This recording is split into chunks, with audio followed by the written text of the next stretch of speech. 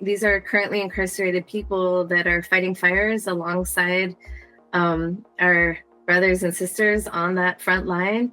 And they're going to go home tonight to cells. That used to be me. I was an incarcerated firefighter in Chowchilla, California. And, being a firefighter when you're in prison is actually, it's like a really sought after job in some ways, right? We are often in like 8-man cells with just really terrible conditions. And so a lot of the times you hear, at the fire camps or at the fire station, you might have a real pillow, you might have access to a real mattress. It's also terrifying, right? Like we're facing really, really extreme conditions. A lot of us have never done this type of work before.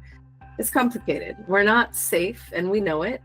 And we're also choosing that in many ways because it sometimes is often better than the conditions we're coming from.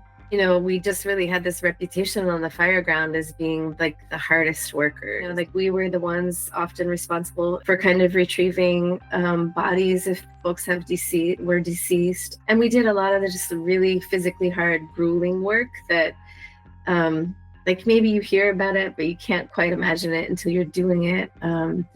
So, there's times we would leave the fire ground and our bodies would just be, our whole gear soaked through with sweat, like bodies shaking because we just put in so much physical labor. I was paid about 36 cents an hour. That translated to a check of about $56 a month. $56 a month allowed us to, buy like a deodorant that cost $7.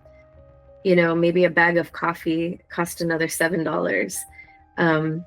If I needed stamps and envelopes to keep in touch with my kids and my family, I was looking there at, almost $10, like $8 for a book of stamps. So that paycheck is like gone really quickly with the very most basic things we need to keep ourselves taken care of and to stay in touch with our family. It's always just like amazing to think about the people that are running into these spaces when everybody is running away, right? Like, yeah, there's people out there fighting that are good folks, that are incarcerated people, that are just as like righteous as every firefighter that is out there.